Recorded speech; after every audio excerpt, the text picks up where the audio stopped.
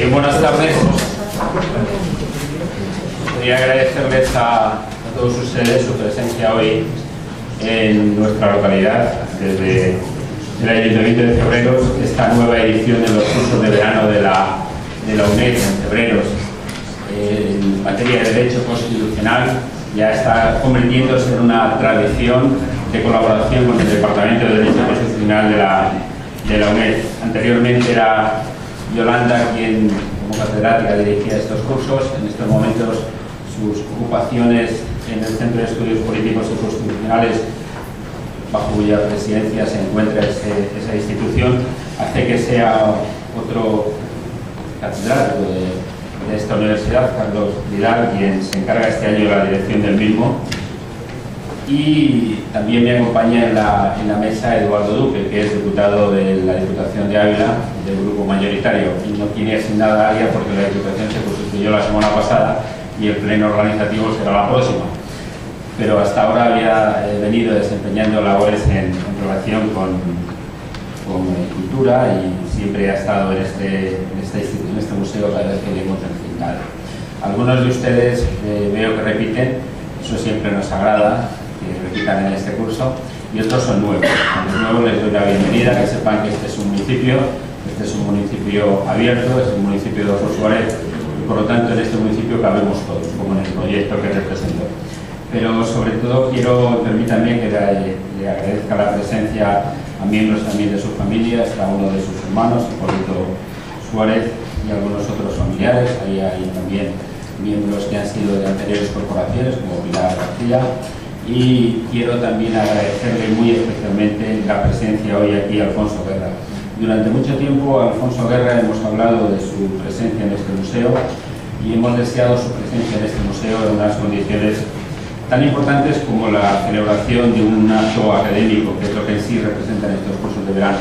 Pero Adolfo Suárez tenía una historia detrás, y la historia detrás acabó siendo la historia de todos los españoles en unión con gente tan importante, que fue tan decisiva, que fue tan determinante como quien hoy nos acompaña.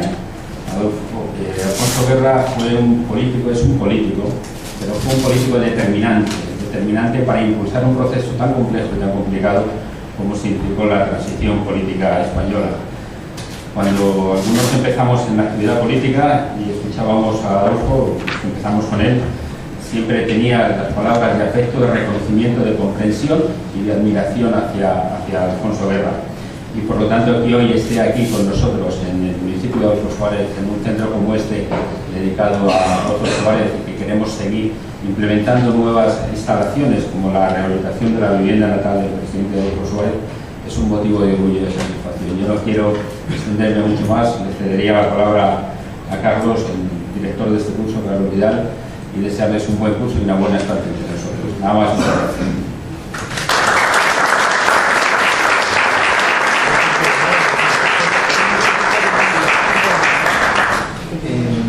Muy bien, buenas tardes, muchas gracias, señor alcalde. Yo no voy a tampoco extenderme porque estamos todos aquí para escuchar a Alfonso Guerra, y lo que sí quiero es agradecer en primer lugar al propio Alfonso Guerra su disponibilidad para venir a Cebreros, porque desde el minuto 1 en que se lo propusimos dijo que sí, y esto desde luego da empaque a este curso, y le agradezco mucho la disponibilidad y su presencia aquí.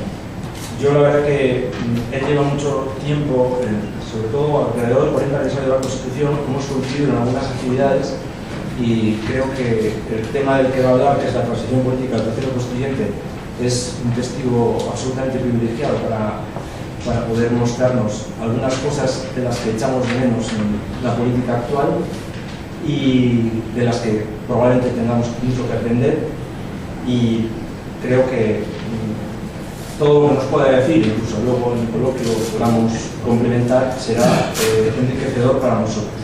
Y por supuesto quiero agradecer también mucho el apoyo del Ayuntamiento de Cebreros y de su alcalde, porque realmente es un gusto poder organizar aquí estos cursos y tener siempre la acogida, la ayuda, el apoyo, Ayer hasta incluso me decían, vamos a buscar si hace falta, porque tenía dudas de si podía haber. Es entusiasmo absoluto, y lo que me agrada mucho es ver que haya tanta gente que haya venido no solo a este curso sino al otro, y por tanto le agradezco mucho al Ayuntamiento ese apoyo, y por supuesto a la Diputación a través de cuya Fundación Cultural Santa Teresa está respaldando los cursos. Nada más, no hace falta que presentemos ya más al ponente, y muchas gracias, alcalde. Yo ya creo que he dicho todo lo que tenía que decir.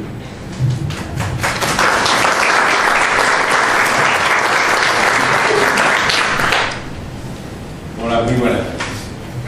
Bueno, quiero expresarles en primer lugar mi satisfacción por estar en Cebreros. Es una localidad que tiene muchos valores, pero que alrededor de lo que venimos a hablar aquí tiene el valor de ser la cuna de una persona que fue clave, fue muy importante en el proceso de transición política, en la dictadura de la democracia y en el propio proceso constituyente.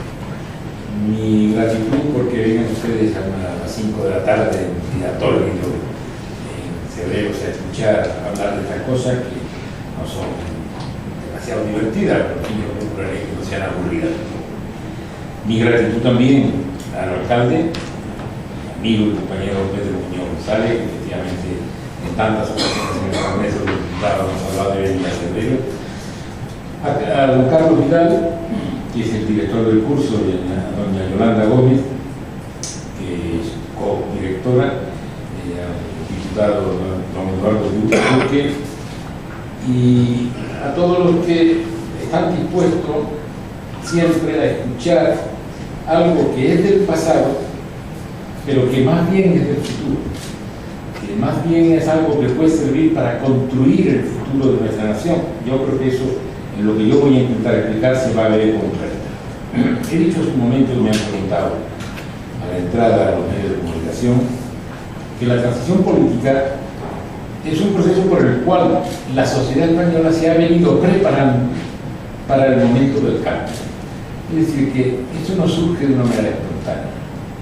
La propia sociedad, durante unos años, ahora lo veremos con algún detenimiento, durante unos años ha ido estableciendo las normas, el ambiente, la atmósfera para que las cosas, cuando llegue el momento del cambio, se puedan producir. España es un país con una historia algo torturada.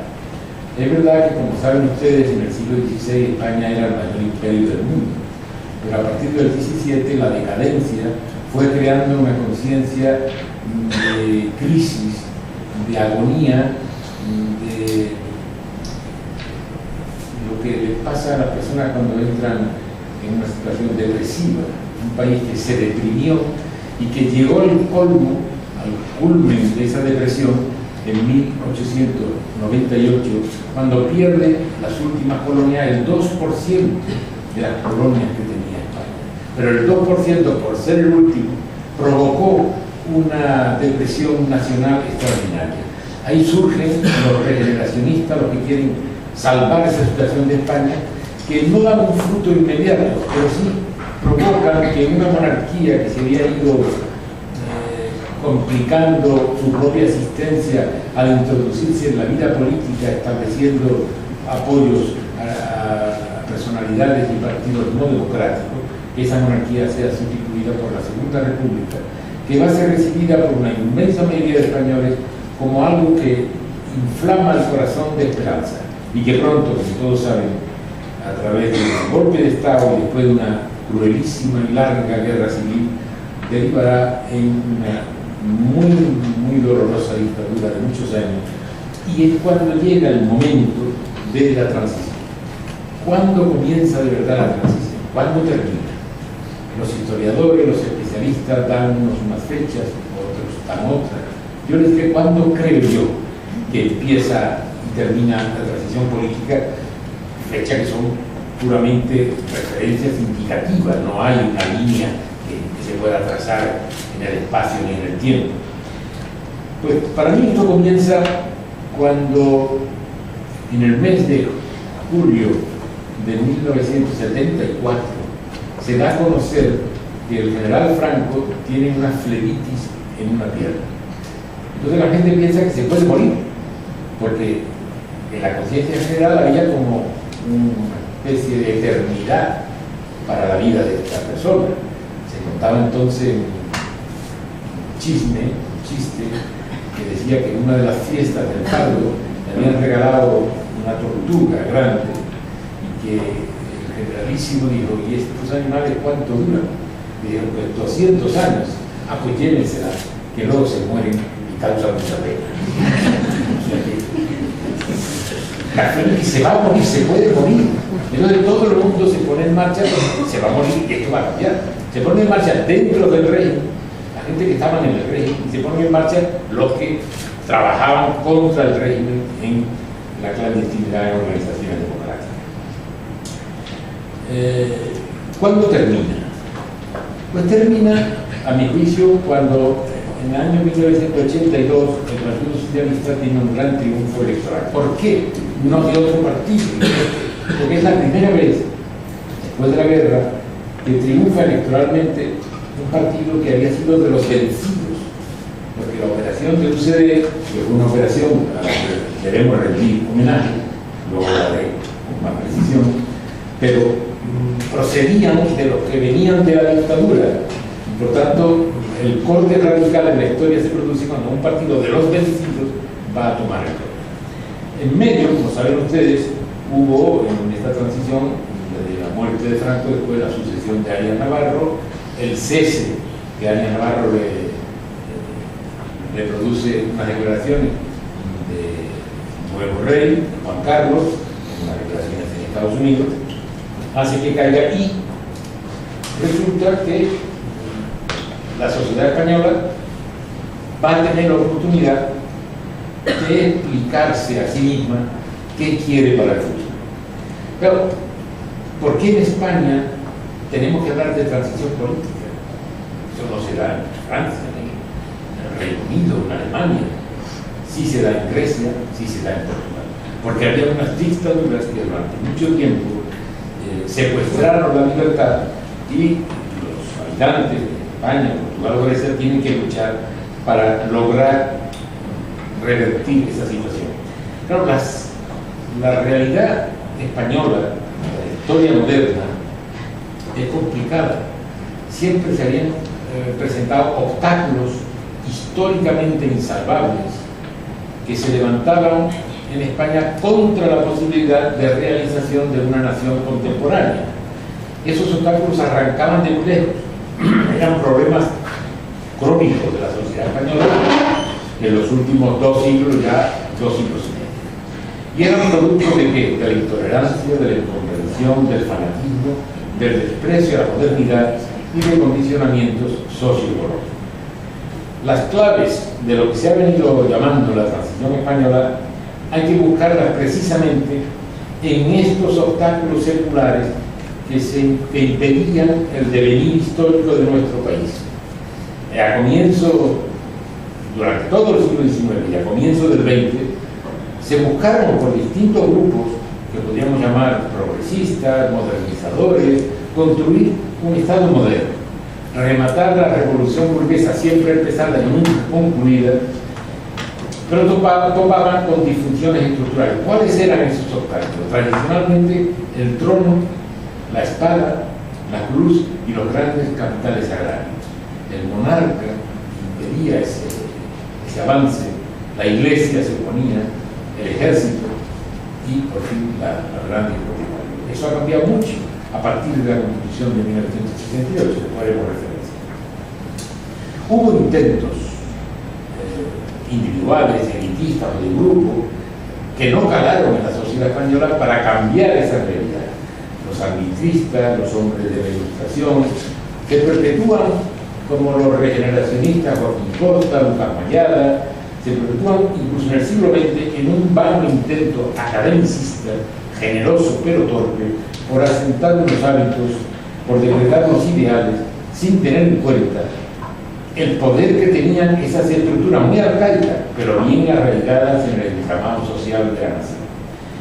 Entre otras razones, la modernización del Estado cuya misma forma de gobierno, si monarquía o república, estaba siempre cuestionada por los unos o por los otros, no se llevará a cabo por persistir una dialéctica de hostilidad, de desconfianza entre el poder político y las capas interesadoras que venían sobre todo de la naciente burguesía, entre las oligarquías retardatarias y la burguesía, entre la iglesia y los intelectuales, entre el poder dinástico y las fuerzas sociales en ascenso, el movimiento obrero, los sindicatos.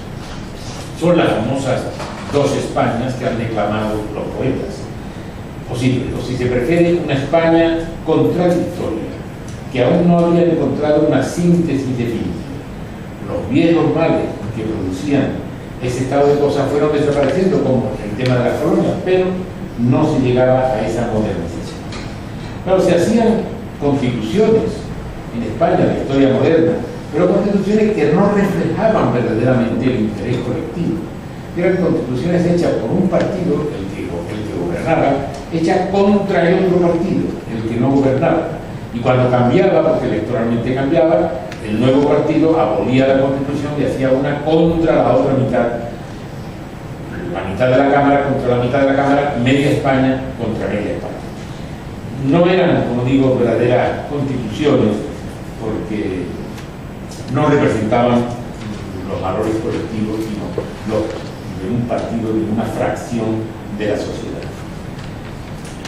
Claro, si nos retrotraemos un poco al inicio del proceso, he dicho antes que cuando cesa el rey, con unas declaraciones cesa a Arias Navarro, aparece una terna en el Consejo del Reino, una terna en la que figura una persona desconocida para la mayoría de los españoles entonces, llamada Adolfo Suárez. Y de esa terna el rey elige a Adolfo Suárez para presidir el gobierno. Ya recordarán ustedes cómo fue recibido. Hubo un artículo que se hizo muy famoso entonces. ¡Qué error, qué inmenso error! Todos los periódicos de España, cuando digo todo, digo todos, hicieron editoriales diciendo que eso era el triunfo del búnker, que nunca se podría avanzar con el nombramiento de Adolfo Suárez. Pero estando aquí en la tierra de Adolfo Suárez, yo me siento la necesidad de decirles algo que es muy poco conocido. Todos los periódicos dijeron eso, todos, pero hubo uno que no. Lo que pasa es que era un periódico clandestino, era un periódico no autorizado, que pertenecía a un partido ilegal, que dijo literalmente, fíjense, Adolfo Suárez es nombrado el 5 de julio. El 10 de julio aparece un número del periódico El Socialista que dice literalmente, se lo voy a leer: el proceso de democratización del país pasa por la desaparición de las instituciones antidemocráticas que han servido de sostén al rey. Y en esto, aunque parezca paradójico, puede resultar útil el nombramiento de un presidente del gobierno que no fue protagonista de la guerra civil, sin un pasado político relevante, que procede del movimiento y que, por conocerlo perfectamente, puede ser un buen arquitecto para derribar las instituciones que hasta ahora han venido cerrando los caminos de la libertad. Es realmente curioso que en un país que tenía una ansia de libertad, toda la prensa dijera que era un error gravísimo y que un partido que luchaba contra la dictadura, en un periódico clandestino, hiciera el editorial. Debo decir a ustedes que ese periódico lo dirigía yo, que el editorial lo escribí yo. Fíjense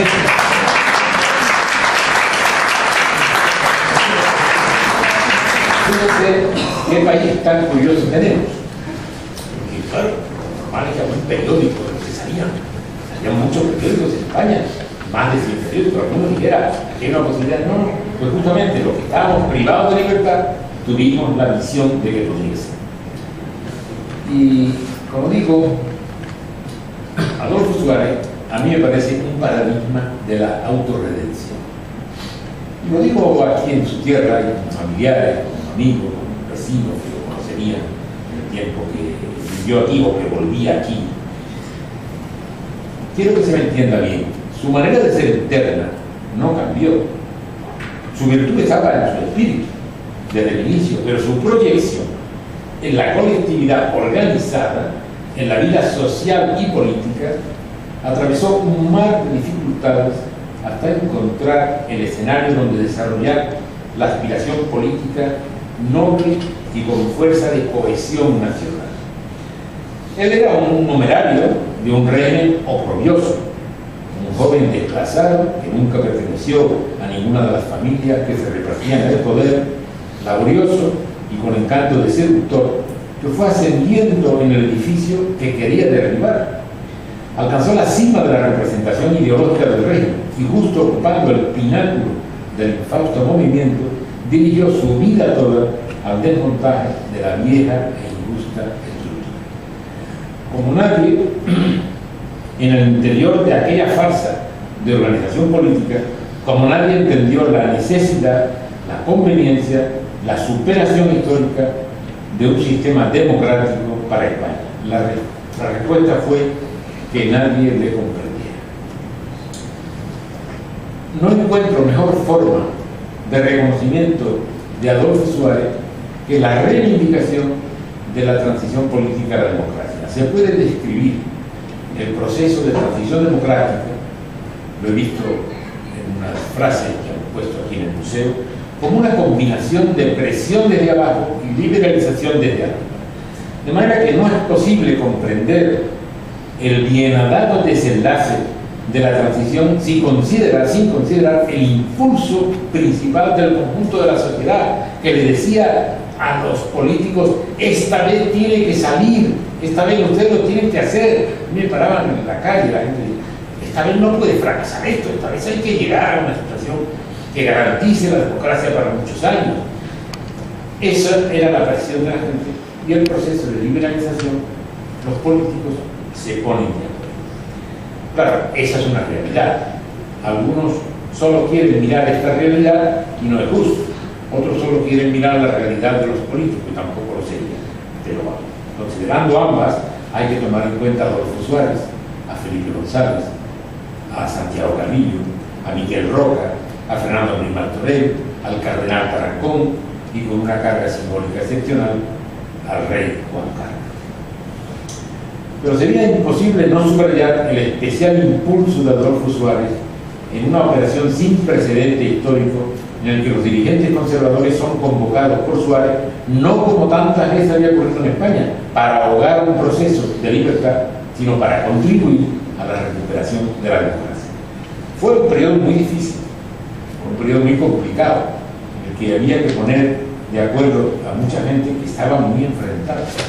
Por eso, cuando ahora se ven dificultades para llegar a acuerdos entre los partidos, todo el mundo tiende a pensar que la situación ahora es muy difícil, y lo es, pero no es más difícil que lo fue entonces. Eran partidos que llevaban 40 años clandestinos, y partidos que ocupaban el poder de la estructura anterior de la dictadura, y se podía llegar a un acuerdo, y se llegó a un acuerdo, a una reinstauración de la democracia, sin exigencias penales y políticas del pasado, sin olvidar todo lo que había ocurrido, pero mirando a la construcción del futuro. Que los nietos de los que hacían aquello no tuvieran que padecer las operaciones de tumba que habían vivido ellos. Se hizo lo que convenía a España y convenía a los españoles. Ustedes saben que a veces hay gente que piensa que quizás se fue demasiado lejos. Hay un sector conservador que sostiene eso. La Constitución fue demasiado lejos para la preparación de los españoles. Otros, sin embargo, también dicen, en sectores que se llaman progresistas, nos quedamos muy cortos, tenían que haber ido mucho más lejos. Yo creo que los dos son erróneos, porque si se va un poco más allá, la mitad de España no lo hubiera aceptado. Si se queda un poco más acá, la otra mitad no lo hubiera aceptado. Y hay que tener en cuenta que esta Constitución fue aceptada muy mayoritariamente, 92% de los diputados, 94% de los senadores, 90% de los españoles en un referéndum. No existe en las páginas constitucionales de ningún país una aprobación tan mayoritaria, sobre todo llevándola a una aceptación referendal como fue el referéndum de la Constitución del 78. Ya que estamos en esta situación, me gustaría recordarles también que Adolfo, muchos lo sabrán, era una persona seductora y fácil de acceso personal. A pesar de lo que vean ustedes en los periódicos o en algunos libros que se basan en los periódicos, no hagan caso de que, por ejemplo, Adolfo y yo teníamos dificultades irreconciliables. Todo lo contrario. Teníamos una magnífica relación.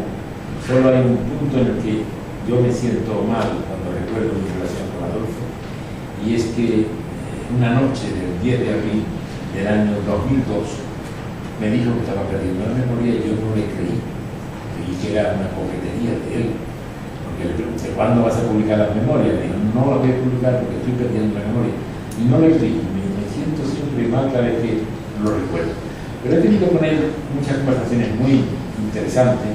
Yo tengo la costumbre de que cuando hay acontecimientos importantes, yo no llevo un diario, pero cuando son acontecimientos importantes, yo anoto inmediatamente esa conversación o ese acontecimiento, y lo anoto con detalle, porque en la historia lo que importan son los detalles. Lo grueso no nos da casi nada, sin embargo, conocer los detalles es muy importante. Entonces yo recuerdo una gratísima conversación de sobremesa nocturna en diciembre de 1981. Se cumplía casi un año de la dimisión de Adolfo. Adolfo, cuando dimitió, antes de dimitir, tuvo la gentileza de llamarme por teléfono y decirme que voy a dimitir. Estuvo muy pálido, no explicó nada. Entonces casi un año después, en una cena, le dije: mira, estuviste muy parco, ¿por qué no me explicas ahora por qué dimití? Es interesante, porque lo anoté tal como lo dijo. Dijo: al final estaba solo, el partido dividido, un gobierno inoperante, los poderes fácticos en contra, los canales de diálogo con la oposición cortados. No había otra decisión. Me di cuenta que estaba contemplando la soledad del corredor de fondo, desplazado del grupo y conductor del grupo, venerado y abandonado, líder y nada. Fue el momento en que comprendí que la amistad no es otra cosa que una negociación siempre inconclusa de dos soledades. Asomó una sonrisa en sus labios y me dijo: en lo personal tengo totalmente superada la erótica del poder. Estoy dispuesto a aportar todo lo poco o mucho que de activo político me quede para hacer posible vuestra gobernación del país, como vosotros me habéis ayudado a mí. Mi reflexión en aquel momento fue: no ha dejado ni un día de pensar en el país. Una vez más comprobamos el compromiso por la libertad de un hombre al que hoy, en su ciudad natal, quiero afectuosamente recordar. Porque, como dijo el poeta Jorge Luis, algunos hombres se ven obligados a aferrar el relámpago con las manos del mundo. Así fue Adolfo Suárez. Y la vida siguió. Después de Adolfo, claro, la vida sigue, pero está bien que recordemos cómo él negoció con la Comisión de los 9. Ya nadie se acuerda que es aquello de la Comisión de los 9. Fue una comisión nombrada por todos los partidos de la oposición, que todavía no eran legales, todavía no estaban autorizados, y negoció con Adolfo Suárez. ¿Qué negoció? Pues convocar elecciones libres, totalmente libres y sin limitación de ningún partido. Se celebraron las elecciones en 1977 y hubo un resultado que, curiosamente, España, un país tan diferente, como se decía, después de 42 años sin elecciones, da un resultado semejante al resultado que se daba en todos los países que no habían tenido interrupción de la democracia. Un partido de centro-derecha, Unión de Centro Democrático, que obtiene el 35%, y un partido de centro-izquierda, el Partido Socialista Obrero Español, que obtiene el 30%, 35% y 30%. Y luego, pues, 11 partidos más, con cantidades ya mucho más modestas que esta que tiene los dos partidos. Entonces, llegado al Parlamento, se plantea si hay que hacer una constitución. En principio, el partido ganador, gobernante, por tanto, no era muy partidario, pero enseguida se dio cuenta que el Congreso la Constitución sería inexorable, se exigiría en toda la Comisión. Y se pone en marcha un sistema para hacer una Constitución. Pero ustedes saben que las constituciones desde el siglo XVIII, que aparece después de la Revolución Francesa, la Revolución Norteamericana y nuestra Revolución de Cádiz, la del 12, las constituciones son leyes que tienen unos condicionantes o unas fuerzas especiales. Primero, prevalece sobre todas las otras leyes, anula, digamos, las leyes que están en contra de ellas. Segundo, ha de sostenerse sobre el principio democrático, el principio enunciado magistralmente por Rousseau, el principio de que la soberanía está en el pueblo, en el conjunto de la población, no en la monarquía, no en el monarca, no en la aristocracia, no, en el pueblo. Y el principio liberal, bien enunciado, magníficamente enunciado por el hombre que haría separación de poder, separación de poder y tabla de derechos y libertades, Montesquieu. Pues esos tres principios lo tienen todas las constituciones, pero la nuestra, a mi juicio, tiene un principio más, y es un acta de paz. Es un acta de paz, es un armisticio que cierra una guerra civil, una larga dictadura y 2 siglos de enfrentamiento de las dos partes. Si no se entiende así, no se puede entender el proceso constituyente. ¿Cómo se forja el proceso? ¿Cómo es posible que fuerzas políticas tan enfrentadas llegaran a un texto único que apoyara el 92% de los diputados? Pues yo se lo contaré con detalle para que tengan todos los datos. Cuando empieza la Comisión Constitucional el 5 de mayo de 1978 su trabajo, desde el día 5 al día 17 se van a aprobar 25 artículos, siempre con los votos de Unión de Centro Democrático y Alianza Popular. Era entonces el grupo de Manuel Fraguilma. Es decir, la mitad, entendámonos, más conservadora de la Cámara, siempre votaba y perdía la otra mitad, que era el resto de los partidos, por 2 votos de diferencia. Artículo a artículo, los primeros 25 se aprobaron así.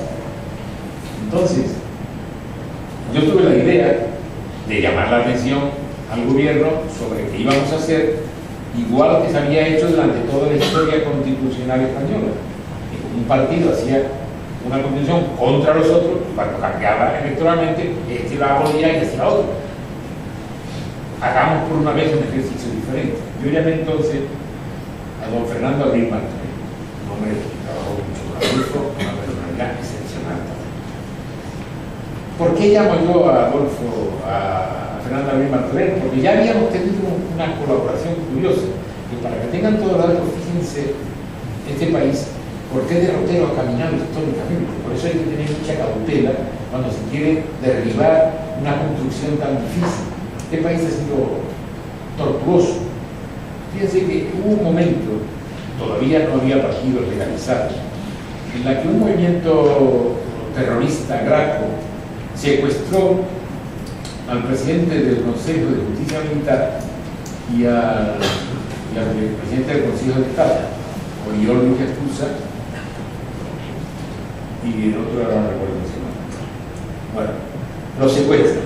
Y entonces entran en conversaciones indirectas los terroristas de Graco, que le exigen que ponga en libertad 3 presos de Graco a cambio de devolver a esta persona sanos y sanos. Villacusa se llamaba, Oriol Villacusa. Pues van a aceptar esa oferta y necesitan sacarlo del país y no saben a quién acudir para facilitarle que lo reciban. Entonces, Fernando Martorell, que yo no había visto en mi vida, pertenecía a un partido clandestino, hace una llamada telefónica, me llama por teléfono y dice: sé que usted tiene buenas relaciones con Argelia, le quiero pedir este favor. Está en la cuerda floja la vida de 2 personas, queremos salvarla y necesitamos que Argelia acepte que un avión. Yo hago la gestión, están de acuerdo, va a ser, envían el avión, pero uno de los de Grapo da el soplo de dónde están y la Guardia Civil no puede liberar sin necesidad de la operación que había montado. Ese que da el soplo después se ha hecho un pseudo historiador que vende muchos libros de historia que no son de historia, es de falsificación de historia. Ya podrán ustedes imaginar de qué nada. Pues fíjense que el verano siguiente yo voy a dar una conferencia a Santander, y en Santander pasaba el verano Oriol, aquel por el que yo, partido clandestino, había hecho una gestión para liberar del secuestro. Pues este señor, en una noche que estaba yo cenando con un grupo de dirigentes de la Unión General de Trabajadores del sindicato, me mandó una cuadrilla de extrema derecha a golpearnos, y tuvimos un enfrentamiento físico muy duro. ¿Cómo esta España puede ser así? Bueno, pues ahora que tenemos otra situación, algunos la quieren hacer desaparecer. Pero sigamos con cómo se forja el consenso. Por eso yo llamo a Fernando Abril. Explicaba por qué yo llamo a Fernando Abril, y le vamos a ponernos de acuerdo. Me dice, dame un tiempo para consultar con los usuarios. A los 2 días me llaman y me dice, vamos a cenar. Y nos fuimos a cenar a un restaurante que hay en la Castellana que se llama José Luis, cerca de parque de fútbol que hay allí, o tienda de vender camisetas, como quieran. Esa noche cenamos ahí. Hago un paréntesis. Ustedes leerán en muchos libros que la Constitución se hizo cenando, que todos los días cenábamos lo que elaborábamos la Constitución, nada más falso. Solo cenamos aquel día. Después no cenamos ni juntos ni por separado. Te lo contaré. La Comisión Constitucional, bueno, quiero decir que en esa cena nos pusimos de acuerdo para hacer una constitución por consenso, por acuerdo del PSOE y UCD, y para invitar a todos los partidos a que se unieran a ese consenso. Todos aceptaron, menos Alianza Popular y el señor Fernández. Los demás todos. Entonces acordamos que cuando acabara la comisión nos viéramos de noche para acordar lo que no habíamos logrado durante la comisión. La comisión empezaba a las 9 de la mañana y terminaba a las 8 o las 9 de la noche. Cuando en un artículo, en la propia comisión, no llegábamos a un acuerdo, le pedíamos al presidente que apartara el artículo, que no lo votáramos, que lo votáramos al día siguiente. Y de noche teníamos que ponernos de acuerdo para traer al día siguiente un texto ya elaborado entre todos. Entonces nos fuimos al despacho de Gregorio Pérez Barba la primera noche, después fuimos cambiando los despachos de cada uno y no había nada para cenar, era un despacho. Entonces hubo uno que dijo, yo voy a salir a comprar unos sándwiches, y salió a la calle y se encontró con un fotógrafo de prensa y se metió para adentro enseguida y ya nunca más salimos a comprar nada. O sea que estuvimos siempre sin cenar, pero obligando a ustedes en un libro de historia que todo lo hicimos cenando. Falso. Bueno, nos pusimos de acuerdo y aquí entra la leyenda de que Fernando Abril Martorell y quien les habla fuimos quienes hicimos la mayor parte de aquellos textos. ¿Es verdad y no es verdad? Vamos a ver. Es que éramos los más listos, no. Éramos los que más sabíamos de derecho constitucional, no sabíamos nada. Entonces, ¿cómo se explica? En la vida, lo que se explican como heroicidades siempre tienen una explicación mucho más pedestre. Fernando Abril Martorell era hipotenso, de tal manera que por la noche se animaba mucho. Y yo desde pequeño he controlado siempre las horas de sueño, puede dormir lo que quiera. Ahora nada, lo he controlado siempre. Entonces, claro, a las 4 o las 5 de la mañana estaban todos dormidos sobre la mesa. Fernando y yo seguíamos, y a las 7 de la mañana los despertábamos, oye, que ya tenemos un texto más o menos ahora. No éramos los mejores, pero éramos los que podíamos aguantar mejor las horas. Llegamos a un texto que se explica por el consenso, por el acuerdo de todos. Ustedes podrán leer periódicos, revistas, libros que dan definiciones de cómo fue el consenso, qué fue el consenso. Yo les puedo ahorrar el esfuerzo de buscar todo eso, investigar todo eso, porque el consenso se puede definir con muy pocas palabras. El consenso es la nómina de las renuncias que tuvimos que hacer todos los partidos que tuvimos en ese año. Todos tuvimos que dejar fuera una parte del programa que queríamos. Si cada uno dejaba un poco, yo dejo un poco fuera, tú dejas un poco fuera, tú un poco fuera. Entonces, De ahí viene el que aquel acuerdo no pueda ser considerado como algo negativo, sino al contrario, como una hazaña. Algunos dicen, no, fue una traición, porque cedieron. Claro, cedimos todos. Al ceder todos, se puede llegar a un acuerdo. Entonces, esa especie de animadversión a pactar que se ve en algunos partidos políticos no es democrática. Entonces, se dice ahora que aquel consenso está basado sobre 3 traiciones. Una, un pacto de silencio. No se habló durante la transición de la guerra y la dictadura, pero hay que ser ignorante. No hay un acontecimiento del siglo XX que haya hecho producir más libros que la guerra civil española y la dictadura del general Franco. Hay ya 26.000 libros escritos y publicados sobre esa época, más que de nada, más que de la Segunda Guerra Mundial. Todavía hay gente que dice pacto de silencio, no se habló nada. Segunda falsificación: hubo una amnistía que impuso la derecha a la izquierda. Otra vez hay que ser muy ignorante para decir eso. Cualquiera que tenga memoria recordará, y lo puede ver en las fotografías al menos, de que todos los movimientos progresistas de izquierda contra la dictadura en los últimos años de la dictadura llevaban unos carteles, pancartas que siempre decían libertad, amnistía y estatuto de la autonomía. O sea, la amnistía fue una reivindicación de la izquierda democrática, no de la derecha, para deshacer el valor de la transición. Dice lo contrario, que la amnistía fue como un regalo que se hizo a la derecha, una imposición de la derecha. No es cierto. He dicho, el pacto de silencio, la amnistía, y la tercera mentira que acostumbran a decir, no la recuerdo, en fin, que hubo una transición, una confección de la Constitución hacia la tercera ya se cuál es. Dice que la izquierda traicionó al movimiento obrero porque produjo una desmovilización del movimiento obrero. Una desmovilización. Fíjense, cualquiera que mire los datos verá que en el año 76 y 77 en España se perdieron más horas por huelgas que en toda Europa unida, sumada. Es decir, que hubo una altísima movilización, manifestaciones. Entonces además manifestaban por cualquier cosa. Ahora no se manifiesta nadie por nada, por cosas que son de menor entidad respecto de la libertad. Nosotros, yo recuerdo correr delante de los grises, llamaban los grises de la policía, muchas veces porque salía una noticia de Vietnam, o sea que yo no sabía nada quién era Vietnam, no conocía a nadie, no sabía ni siquiera a manifestarnos. Ahora tenemos a Trump haciendo las cosas que hace y no se manifiesta nadie.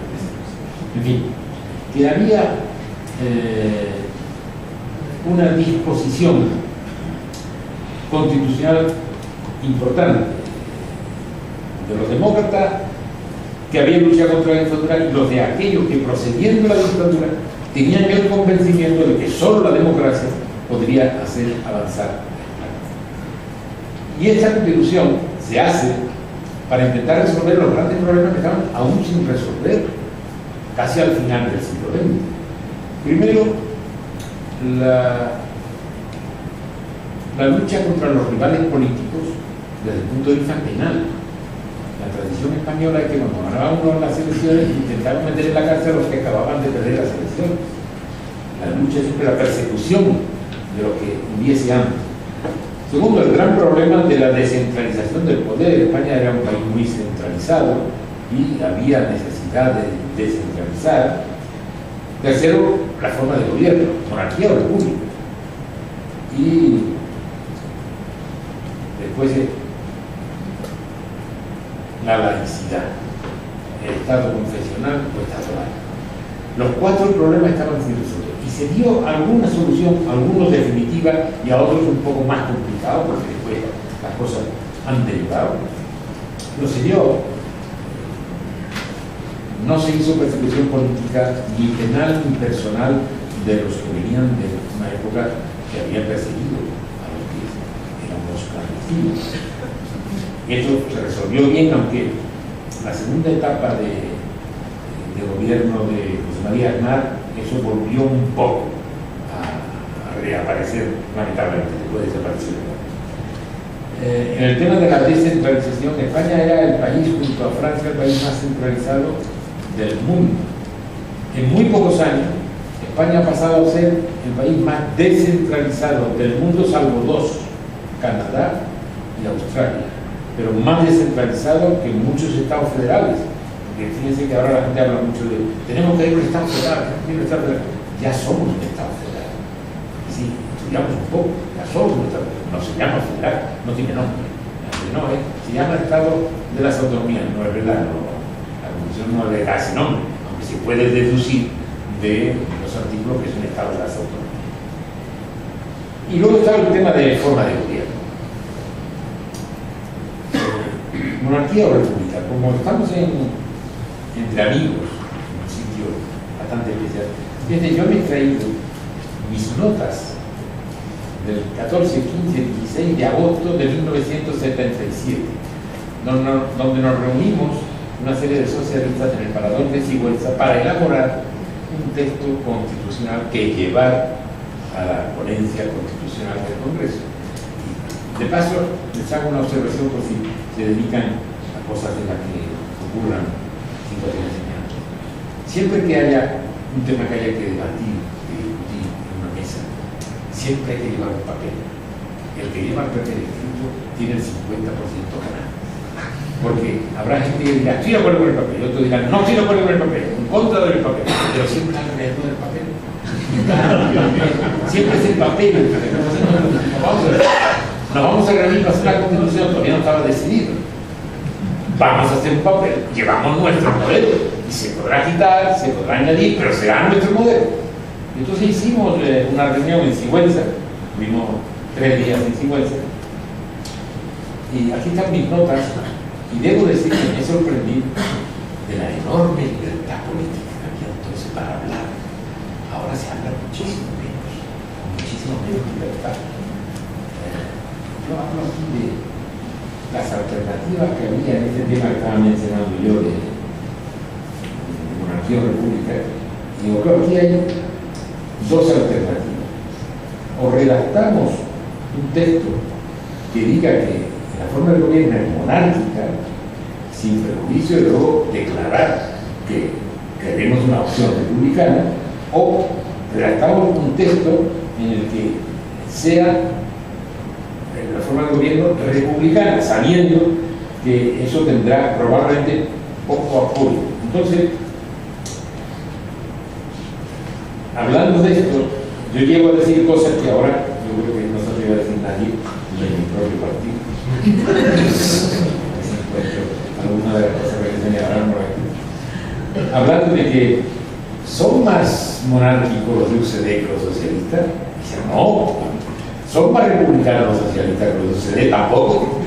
Lo que pasa es que unos tienen una opción monárquica, otros tienen una opción republicana, pero hay que pensar en la realidad, y antes que monarquía o antes que república está la democracia, la libertad. Y hay una frase muy bonita porque yo decía en aquel discurso que hice, es que ¿es compatible un gobierno socialista con la monarquía? Este es un problema de la monarquía, no del gobierno socialista.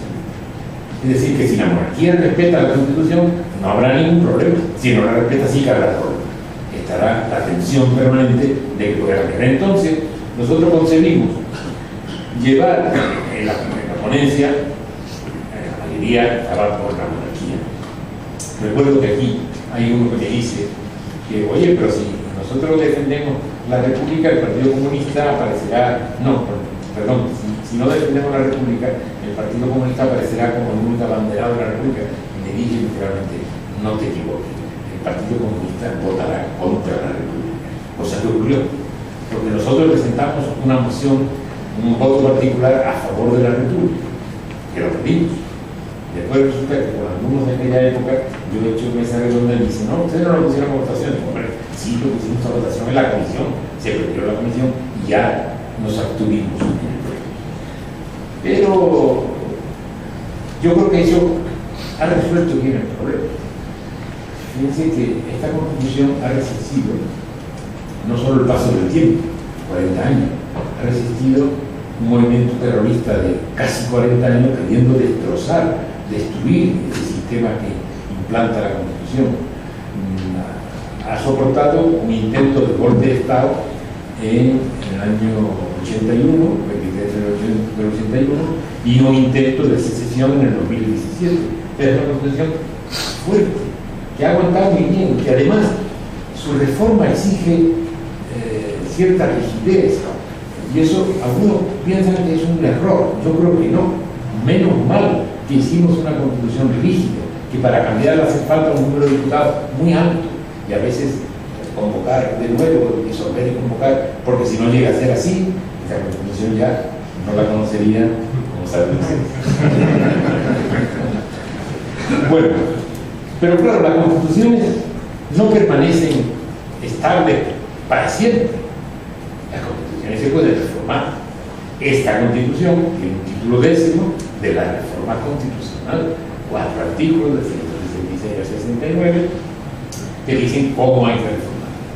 Por tanto, no hay que escandalizarse porque alguien proponga la reforma de la Constitución. Ahora bien, las circunstancias hacen ver fácil una reforma profunda de la Constitución española. Yo creo que no. Sin embargo, hay cosas que están pidiendo que se reformen. Hay algunas cosas que tienen, perdónenme que antes de explicarlo que choque un poco, hay algunos artículos anticonstitucionales en la Constitución. Eso puede ocurrir.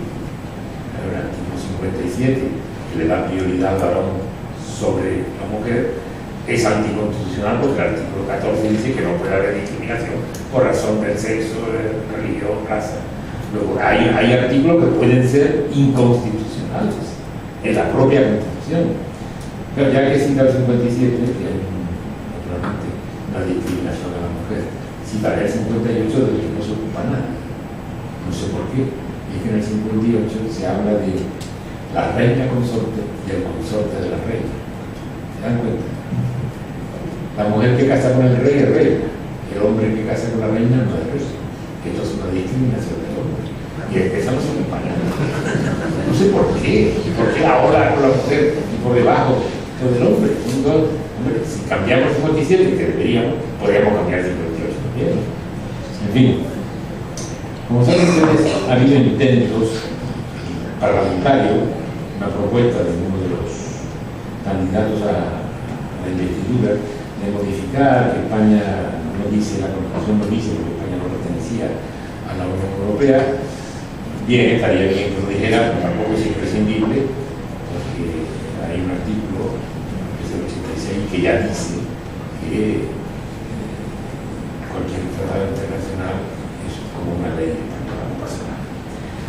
Este 57 del que hablamos, de la discriminación de la mujer, dar el nombre a las comunidades autónomas, porque como saben ustedes, cuando se elabora la Constitución no hay comunidades autónomas, se establece un sistema, un mecanismo de cómo se puede llegar. Ya están constituidas, se podría, tampoco es imprescindible, y por fin la reforma del Senado. Es lo que ha impedido que se reformen las otras, porque el Senado es la piedra que nadie quiere modificar. ¿Por qué? Porque al modificarla se modificará la forma de elección, y al modificar la forma de elección unos salen perjudicados y otros beneficiados, y los perjudicados no ganan. Por tanto, esa es una enmienda difícil, una reforma difícil. Pero lo que me interesa decir, para no abundar en todas las cosas que yo diría que se pueden modificar, aunque sí que algunas, lo que yo diría es que a mí no me gusta cuando se habla de la reforma de la Constitución. Yo prefiero hablar de reformas en la Constitución.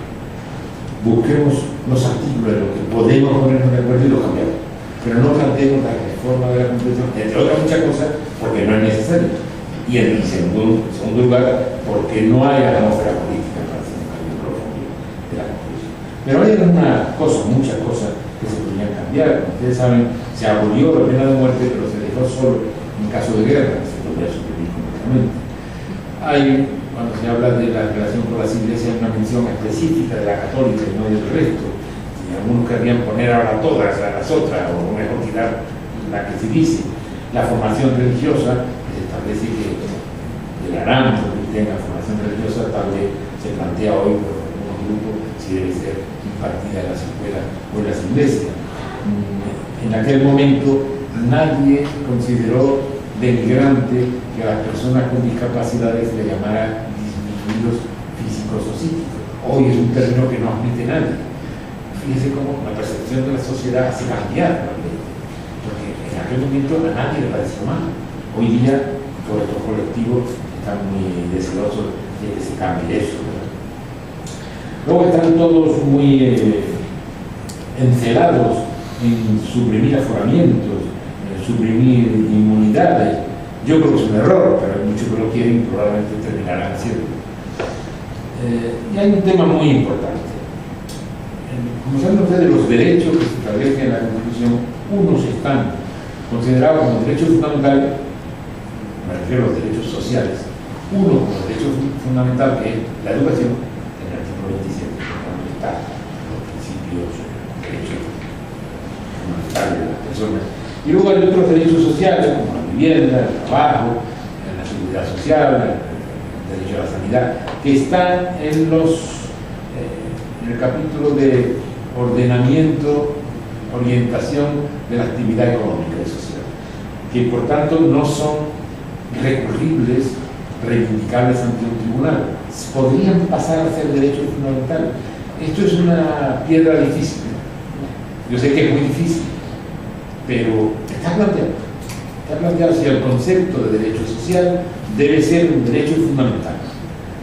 La Carta Europea de Lisboa lo consideró así, pero ningún país lo ha llevado a su constitución. No sé si España en esto debería ser pionera o esperar a que lo haga. Hay algo que yo introduciría, porque las constituciones italianas, francesas, alemanas, todas las constituciones tienen una cláusula de intangibilidad. Significa un artículo que dice, tales artículos no se pueden tocar. No se pueden tocar. No se pueden reformar. En Francia, en Italia, en Alemania, nosotros no tenemos ni un solo artículo. Cuando la gente dice que la constitución es más rígida que otra, sí, pero todos los artículos se pueden mover. Las otras no. Entonces, ¿no sería conveniente una cláusula de intangibilidad sobre la unidad del territorio nacional? Yo creo que sí.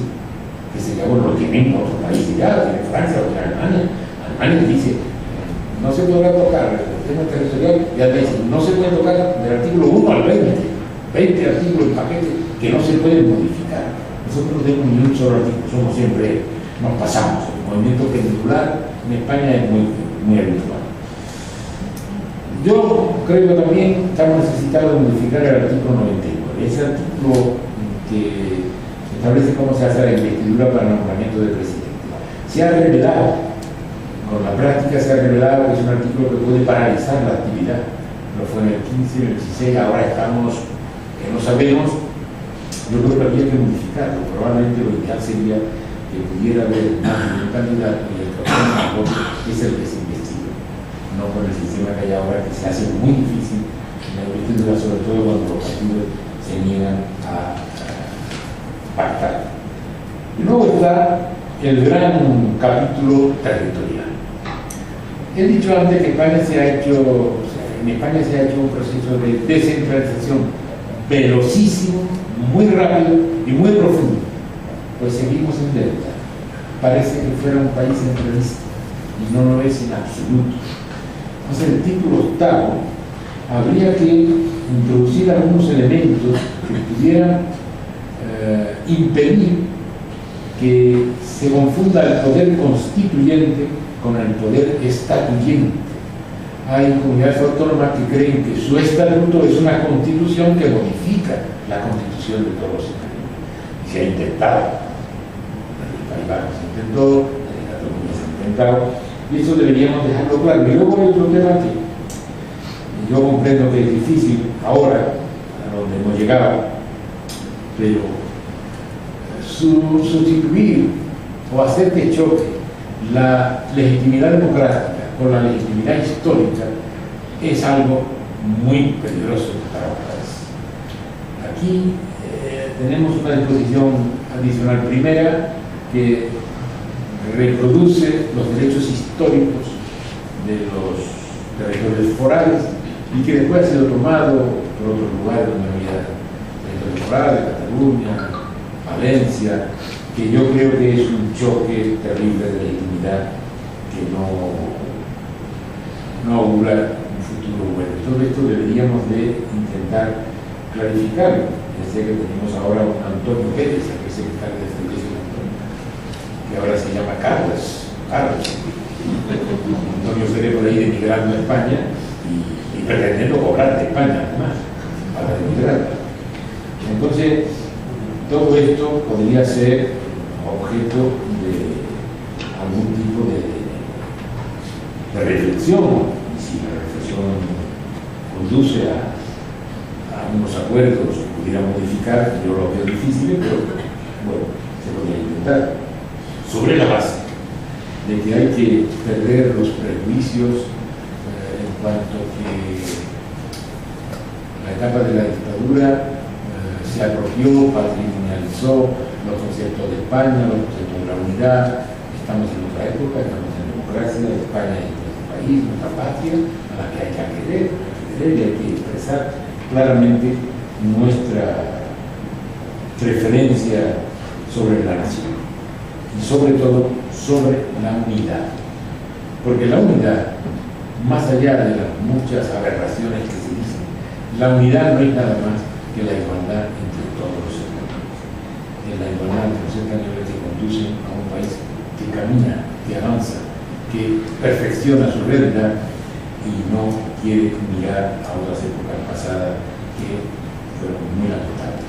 Por tanto, una persona que sea progresista en el sentido más amplio, que hable personas de cualquier partido, pero que tenga un corazón abierto, una mente libre, tiene que basar su actividad personal, individual, colectiva y sobre todo política en la unidad de la nación a la que pertenece, la unidad de la nación que representa lo mejor de la suma de todos los españoles.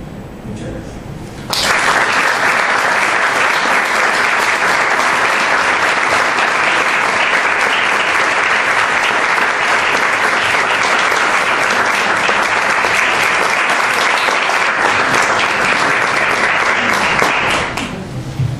Bien, pues en realidad no podíamos haber tenido un mejor pórtico para el curso, porque yo creo que Alfonso Vera ha tratado muchos de los temas que vamos a tratar en las siguientes ponencias, pero ahora podemos dedicar 20 minutos hasta unos menos cuartos, si ustedes quieren, para hacer algunas preguntas, así que yo me voy a callar y les doy la palabra a ustedes.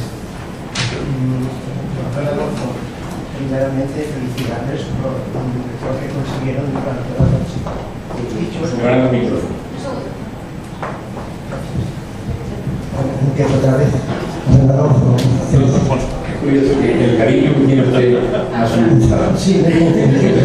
No era una completa que me dice nombre. Espero que más adelante, de un milagro, pues lo he confundido. Bueno, dicho esto, felicidades por lo que consiguieron en la transición. Y como usted bien ha dicho, la transición empezó con la flebitis y terminó con una victoria socialista.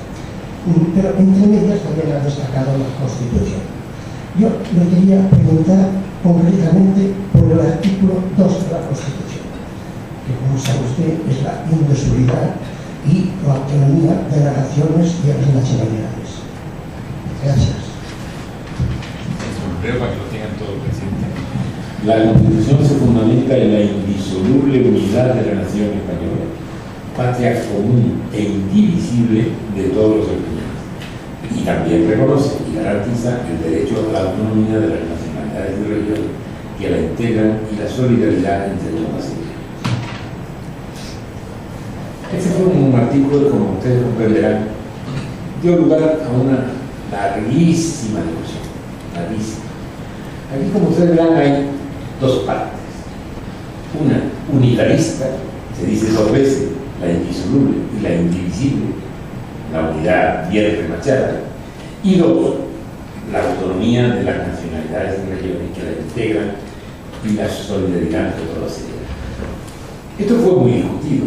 La palabra nacionalidad ya se había utilizado en la Segunda República, aunque no iba a la Constitución. Y los nacionalistas vascos y catalanes estaban muy empeñados, por eso se refuerza mucho lo de la unidad. Pero fíjense que hay una cosa interesante, y es que en el artículo 1, si España se constituye en un Estado social democrático de derecho. Y luego en el artículo 2, que usted cita, se dice que las nacionalidades y regiones que la integran, no la constituyen. Esto que es menos conocido, aquí hubo un intento fuerte de distinguir. Las nacionalidades y regiones se integran en España, no constituyen España. Es diferente.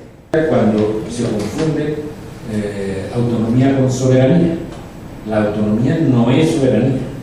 No hay una soberanía catalana, una soberanía andaluza, no existe. La soberanía es únicamente del conjunto de todos los españoles. Por eso esto fue muy debatido y se llegó a este equilibrio entre insistir mucho en la indisoluble e indivisible unidad de España y luego la autonomía de las nacionalidades. El tema de nacionalidades después, no jugando de acuerdo con lo que se debatió allí, generó que en la segunda generación de estatutos se quisiera poner nación.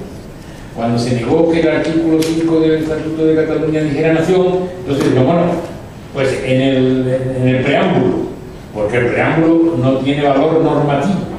Entonces algunos aceptaron en el preámbulo porque no tiene valor normativo. Yo estuve en contra, pero algunos no lo aceptaron y se aceptó.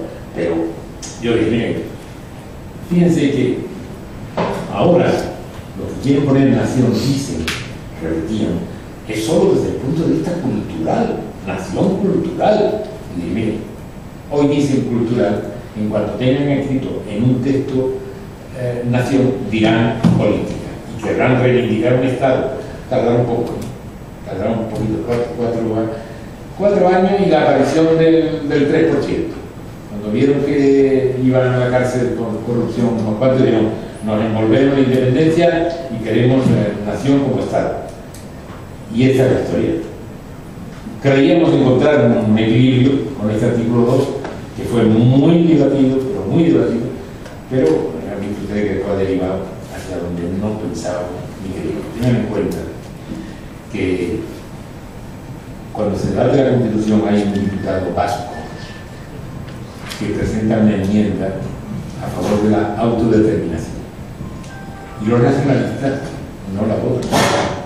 Y dan, o hacen una explicación de voto, un discurso en el que dicen, nosotros no podemos apoyar esto porque aquí hay un conato de independencia que nunca apoyaremos. Aquí hay un conato de soberanía que jamás estaremos de acuerdo en ello. Y lo remachan y lo remachan. Fíjense de nosotros, jamás queremos una habilidad de independencia y de soberanía. La verdad es que les creímos, pero no había que creerlos. La historia nos dice que fuimos unos ingenuos. Se lo pagamos.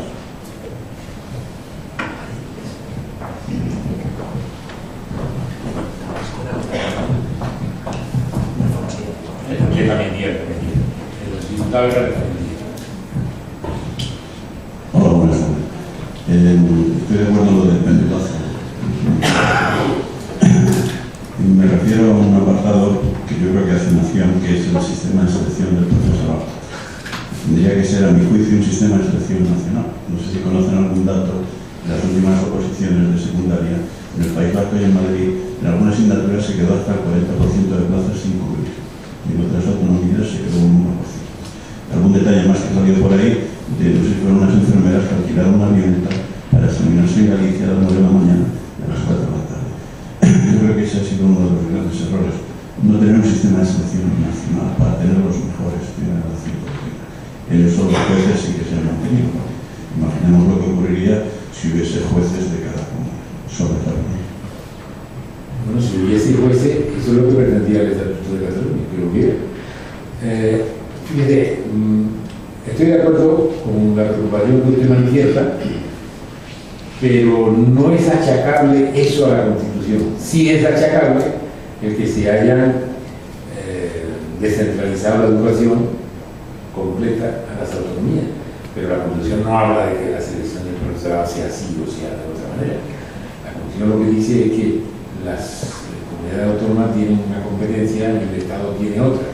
Después se han ido haciendo reformas, se han ido modificando, se han ido ampliando esa competencia, y en realidad, cuando algunos ahora dicen, hombre, pero el problema del nacionalismo catalán existe y habrá que dar una solución, habrá que dar más competencia. ¿De dónde la van a sacar? ¿Qué otra competencia van a dar al ejército? ¿Van a dar al ejército? ¿La moneda? Que ya ni la tiene el Estado español. Entonces, probablemente la descentralización total de la educación a todas las comunidades probablemente ha traído situaciones muy difíciles que se podrían solucionar. Para eso habría que hacer una reforma constitucional, no sobre solo la selección de profesores. También que hay casos en Cataluña de que se enseña la lengua castellana en catalán, la lengua castellana, no matemática o historia, castellano en catalán. Todo esto ha generado una situación incómoda, injusta, pero la mayoría de la gente ha preferido mirar para otro lado. Con toda esta situación, no hay ni un expediente de los inspectores de educación. No han hecho su labor, no han trabajado. Y los gobiernos, de todos signos, han mirado un poco para otro sitio para no verse complicados. Sí, yo estoy de acuerdo con usted. Este es un mal que además es injusto, y que además no es eficaz, no es lo que debe ser la educación, no ayuda a una mejor educación, no perjudica. Por tanto, sería un tema a reflexionar que les aseguro a usted que estaremos muy solos. Más preguntas.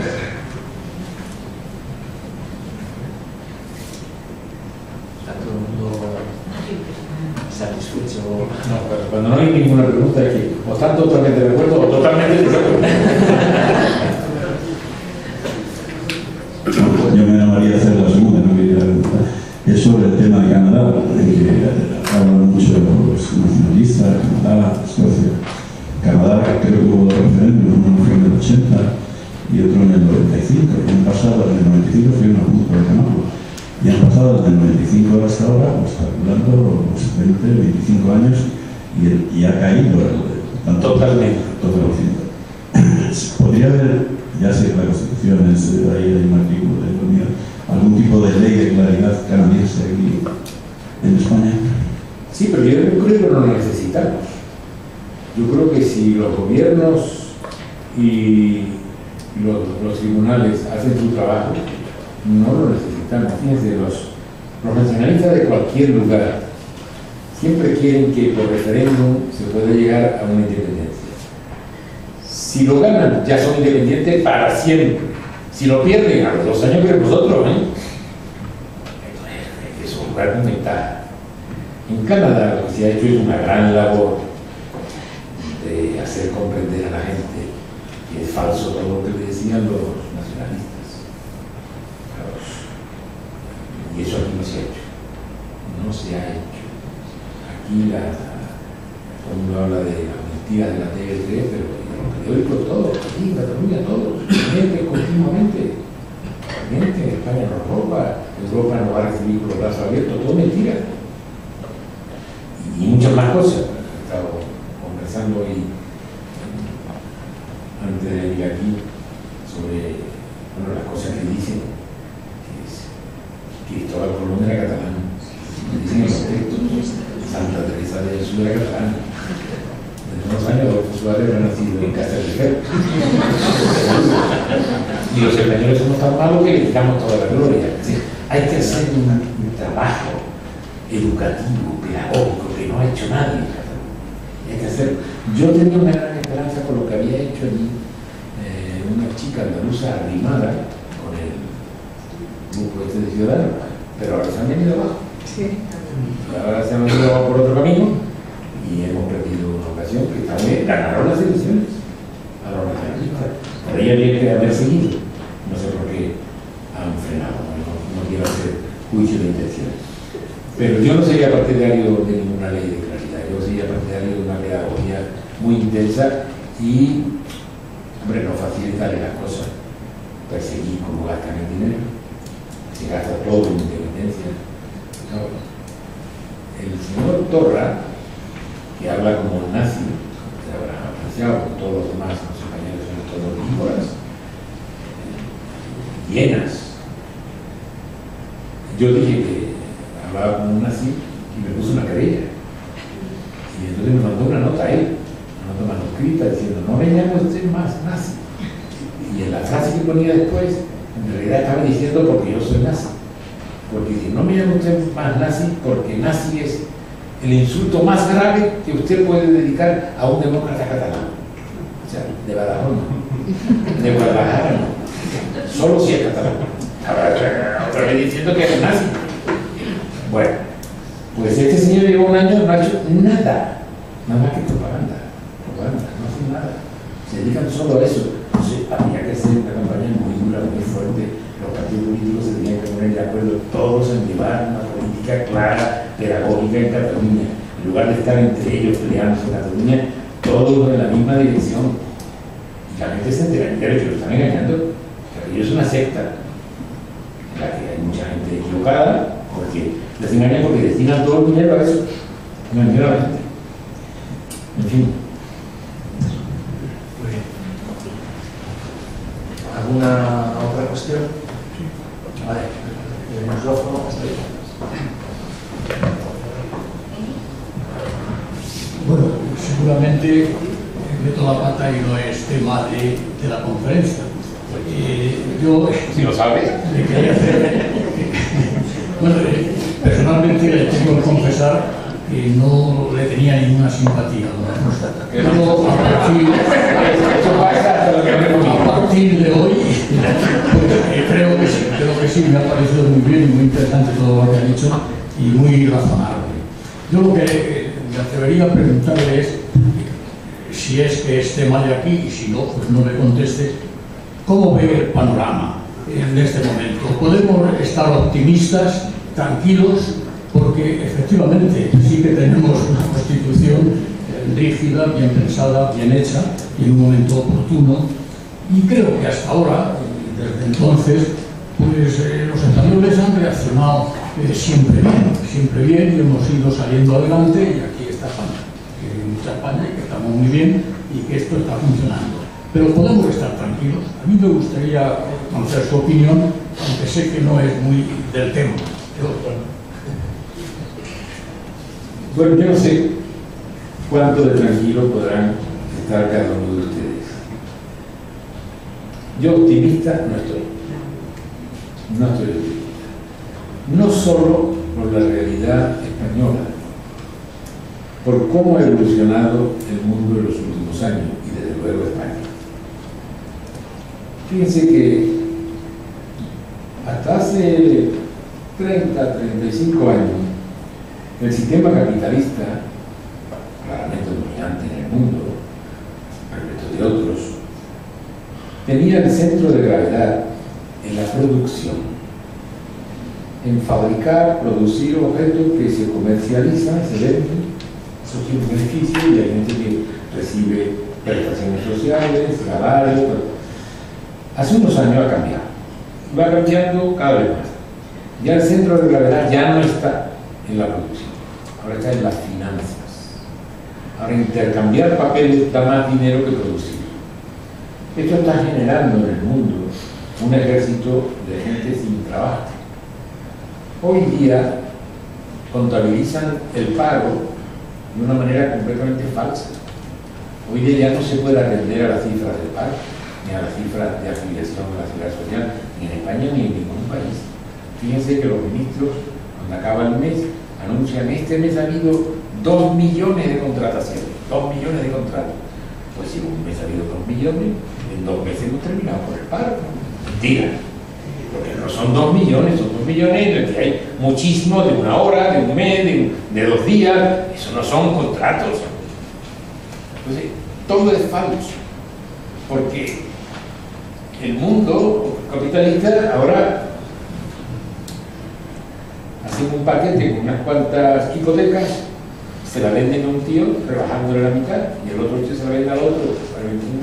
Todos van ganando dinero, pero en realidad es que llega un punto que cuando dejan de pagar, todo se cae. Fue la famosa burbuja que trajo la crisis espantosa del año 2007-2008 en Estados Unidos. Curiosamente, resuelto mejor por los Estados Unidos que por Europa. Europa, la social, la que se ocupa más de las personas, del beneficio. Pues en Europa, a mi juicio, han cometido un error gravísimo, porque han creído que una situación como la de la crisis económica se resolvía gastando menos y restringiendo absolutamente el gasto de los países y de los grupos y de las personas. Error gravísimo, que no ha hecho más que empeorar el problema. Y el problema, ¿qué consecuencias da? Son reversibles, por ahora no parece. ¿Qué ha pasado con los salarios? Que han bajado. Es que los salarios han bajado. La masa salarial que había en el año 2007 hoy es menor que la que había entonces. Se pagan menos salarios. Los contratos son mucho menos sólidos, mucho menos permanentes, continuos, indefinidos. Todo está creando una situación de enorme malestar que se va a complicar muchísimo. Porque con esta situación de reducción drástica de los costes y de los déficits, ¿qué ocurre? Que se ponen condiciones más rígidas para pagar prestaciones. Por ejemplo, se considera que hace falta más años trabajados para tener una pensión, pero claro, la gente tiene menos trabajo porque llegan muy tarde a trabajar porque no hay puestos de trabajo, o son de un día, de una semana, y los prejubilan enseguida. Entonces, no van a cumplir. ¿Qué va a pasar dentro de 25 años? Que no hay pensiones. Pero no porque las quiten, sino porque, como me exigen más años, me exigen 42 años trabajando, y yo voy a entrar a trabajar de verdad en un puesto fijo, a lo mejor con 42 y voy a salir con 52. A ver, todo esto va a ser lo que llamó Freud el malestar de la cultura. El mundo va a estar en un gran malestar.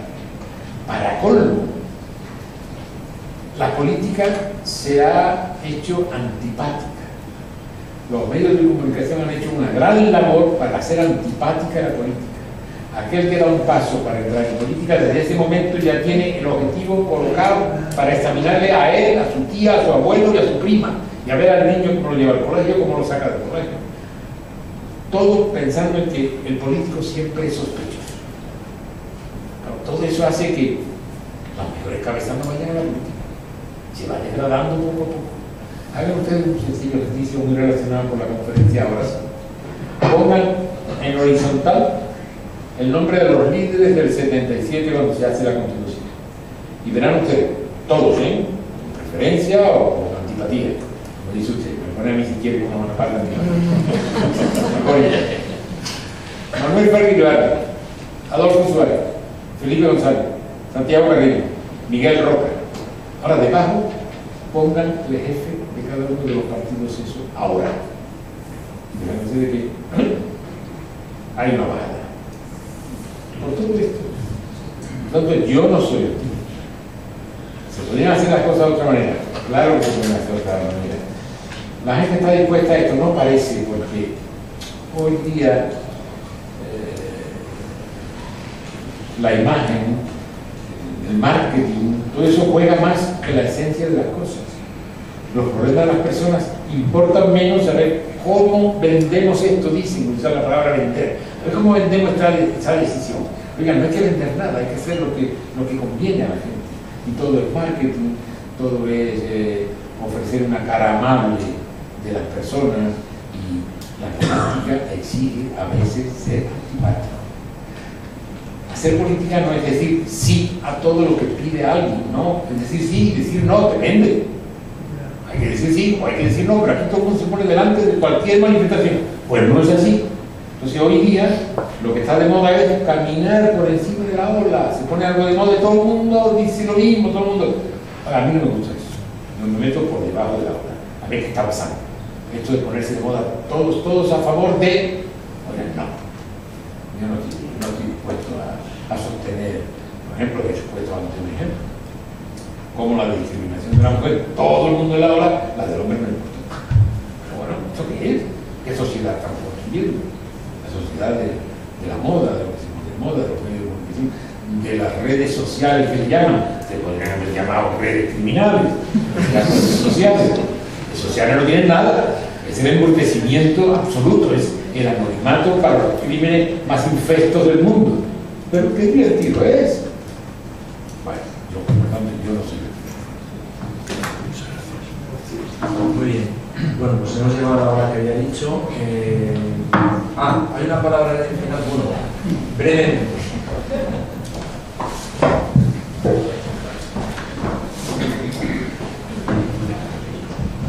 Don Alfonso, una pregunta, ya que estamos en una provincia rural, en un municipio rural, una provincia rural sobre la que avanza inexorablemente el desierto demográfico.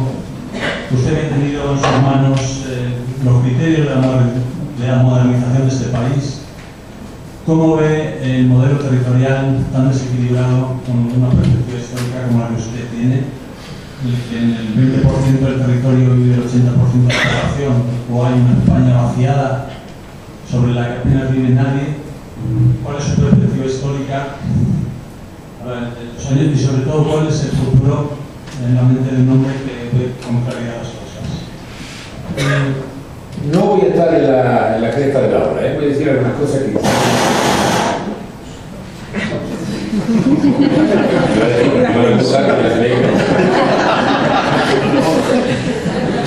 Vamos a ver, voy a empezar por el origen de la democracia. A veces me han preguntado, ¿de qué está usted más satisfecho de todo lo que pudo hacer cuando estuvo en un gobierno 8 años? Casi 9 años. Yo siempre he dicho dos cosas, una relacionada con su pregunta, la otra es, y esta me va a sorprender, estoy más contento de lo que he evitado que se hiciera que de lo que se ha hecho. Gobernar también es eso, es evitar errores. Y yo tenía mucho trabajo en eso de evitar errores. Y luego la otra, yo estoy, de lo que más satisfecho estaba yo de la labor del gobierno, del gobierno, es de la uniformización entre la España urbana y la rural. En el año 77 o en el 82, en los pueblos no había nada de servicio, nada. Hoy es raro que en un pueblo no haya casas de cultura, por ejemplo, en el museo, que no haya polideportivos, que no tengan alguna piscina agua fría o climatizada, que no tengan un centro de salud, que no tengan un centro para pasar el día de ancianos, en fin. Y hay 8.200 municipios en España. Eso fue claro. Yo una vez que un ministro alemán vino de visita, yo le expliqué esto, y eso no se puede ver. Le dije, mira, entre conmigo. Y lo llevé a la Plaza Real, donde está el Palacio Real. Le dije, mira, aquí vienen, acostumbran a parar los autobuses de los colegios e institutos que vienen de excursión a Madrid. Nos vamos a poner aquí, vamos a ver cuando bajen, a ver si vas a distinguir si son de ciudades o de pueblos, los chicos, por el vestuario, por la mochila, por los zapatos, por la estructura, por la expresión corporal. Y efectivamente bajaban y decían, no, vamos a preguntar, y decían, venimos de Mérida, y otros decían, no, venimos de Barcelona. Eran iguales, los chicos eran iguales. Hasta el año, digamos, 78, por decir una fecha, eso era imposible. La gente no tenía vida en los pueblos, ninguna.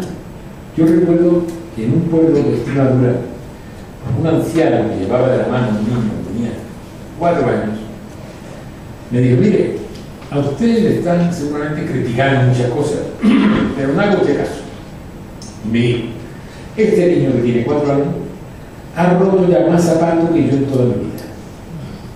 Fíjese la diferencia, que es una diferencia.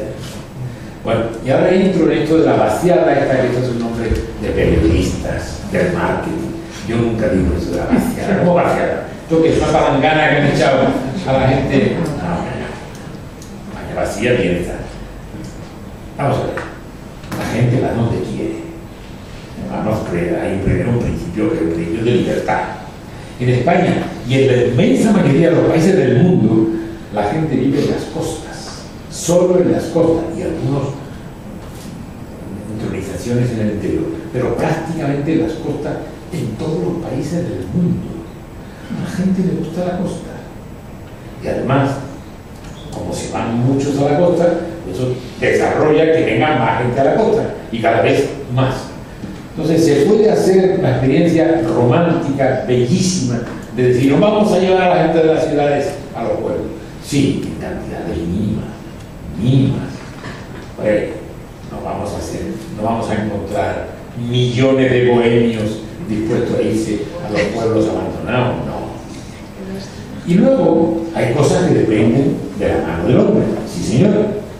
En Andalucía no hay ni un pueblo abandonado, ni uno. ¿Saben por qué? Porque se ha hecho justicia social, muy poquita cosa, pero que ha agarrado a la gente al territorio. Que quiso la derecha terminar con ello, el famoso PER, el Plan de Empleo Rural, que se daba 27.000 pesetas al mes a la gente, muy poco dinero, 27.000 pesetas al mes. Y clamaban contra ello, esto es para estar en el bar bebiendo, no sé qué, dijo un político de la derecha catalán, por cierto, y dije, sí, que usted diga eso, porque cobran 27.000, usted que vive en el Palace, en una suite del Palace, ¿cómo se atreve? Bueno, pues eso ha agarrado a la gente. En Andalucía no hay ni un pueblo abandonado, en Aragón muchísimo, porque hay que hacer algo para agarrar a la gente siempre que se pueda, y no se ha hecho, en otros lugares no se ha hecho, en Andalucía se ha hecho, y ha dado un fruto extraordinario. En Andalucía no hay pueblos con poca gente, pueblos muy poblados, y el nivel de vida de los andalucianos es más alto que el de otros lugares, al contrario es más bajo, pero la gente no se va. La gente no, por la época, ustedes recordarán, a partir del año 1959, que de todas partes de Andalucía, de Murcia, de Castilla, de Aragón, de Galicia, de todas partes se fueron, bien a Alemania, bien a Cataluña, que fue cuando el plan de estabilización del ministro Ullastre, en el año 59, a partir de ahí salen 3 millones de personas fuera. Cosa que, por cierto, y no lo he dicho, influye mucho para la transición, porque hay 3 millones de españoles que están viendo la democracia, y cuando vienen de vacaciones, oye, ¿esto qué es? Esto no lo aguanto más, lo que estaba pasando aquí. O, al contrario, vienen los turistas y la gente ve que los turistas se comportan de otra manera. Cosa baladí, pero importante. Cuando las mujeres en España en las playas se bañaban con vestido largo, las turistas aparecen con bikini. Claro, hay otro mundo que se va a ver, de turistas que vienen aquí, de españoles que están trabajando, pero en fin, me desvío de eso. Nadie ha vaciado esa parte de España que ahora no tiene gente. Se ha ido la gente por propia voluntad, por necesidad, y se podría haber agarrado al territorio si hubiera habido ayudas sociales, que en Andalucía se ha tenido la misión de hacerlo, Andalucía y Extremadura. Y en otro lugar, y un poco Castilla-La Mancha, también tenía un poco de terror. Y en esos lugares no hay pueblos abandonados. En Aragón hay un montón de pueblos abandonados. Se vende por €1, se lo queda alguien por €1.